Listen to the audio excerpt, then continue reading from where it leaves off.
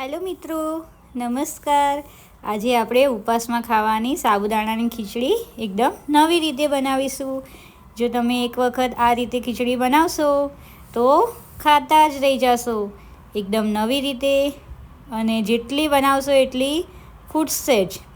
તો ચલો આપણે તેની રેસીપી સ્ટાર્ટ કરીએ. સૌપ્રથમ આપણે સાબુદાણાને વોશ કરીને અડધો કલાક પાણીમાં રેસ્ટ કરવા દેશું. ત્યારબાદ આપણે ટામેટાં, લીલા મરચાંને કટ કરી લઈશું અને બટાકાને પણ કટ કરી લઈશું. અને સાથે સાથે કાજુને સિંગદાણા લેશું. એક પેનમાં બટાકા આપણે ફ્રાય કરી શકીએ તેટલું ઓઇલ એડ કરીશું અને બટાકાને આપણે ફ્રાય કરી લઈશું. બટાકાને આપણે સરખી રીતે ફ્રાય કરીશું. સહેજ બી કાચા ના રહી જાય તે વાતનું ખાસ ધ્યાન રાખવાનું છે. બટાકા આપણા ફ્રાય થઈ જાય ત્યારબાદ તેને એક ડીશમાં કાઢી લેશું.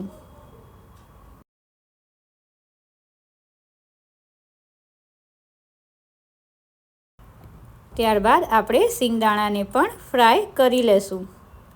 અહીંયા સિંગદાણાને ફ્રાય કરવાથી આપણે ખીચડીનો ટેસ્ટ એકદમ મજેદાર આવે છે, તો તેને જરા પણ સ્કીપ કરતા નહીં. સિંગદાણા ફ્રાય થઈ જાય ત્યારબાદ તેને ડીશમાં કાઢી લેશું.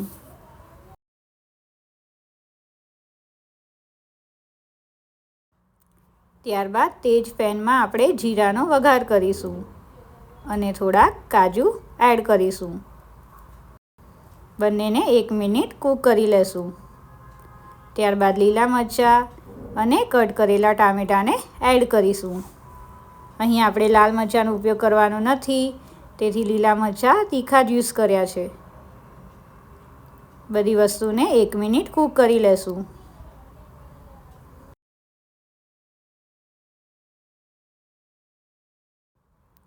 ત્યારબાદ ફ્રાય કરેલા પોટેટોને એડ કરી લેશું અને સિંગને એડ કરીશું. ત્યારબાદ સ્વાદ પ્રમાણે ઉપવાસમાં ખાવાનું મીઠું એડ કરીશું અને બ્લેક પેપરને એડ કરીશું.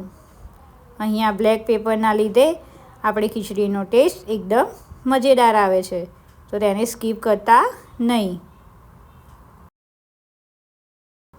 ત્યારબાદ આપણે પલાળેલા સાબુદાણાને એડ કરી લેશું. ત્યારબાદ 1 થી 2 ગ્લાસ જેટલું વોટર એડ કરીશું. વોટરનું પ્રમાણ અહીંયા વધારે હશે તો પણ કોઈ જાતનો પ્રોબ્લેમ આવતો નથી, એટલે તમે વધારે જ વોટર યુઝ કરજો. આ રીતે મિક્સ કરતા જઈશું અને પાણી એડ કરતા જઈશું.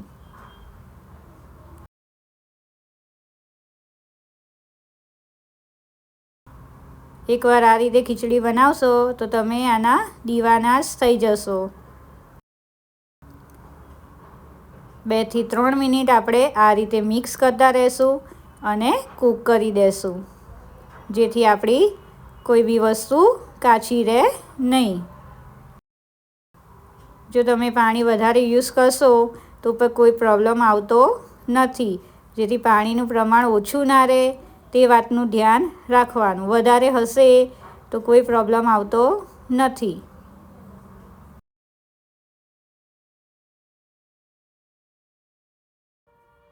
પાંચ મિનિટ આપણે આ રીતે મિક્સ કરતા રહેશું અને કૂક કરી લેશું.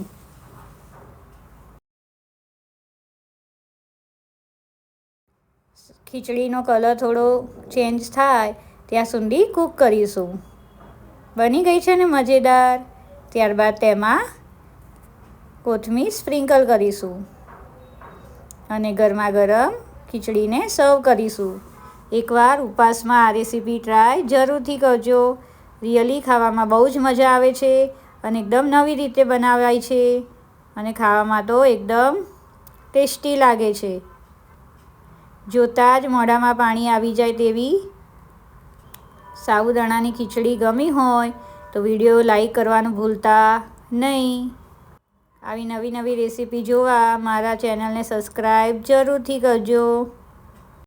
Subscribe my channel and join cooking with Disha. Wow!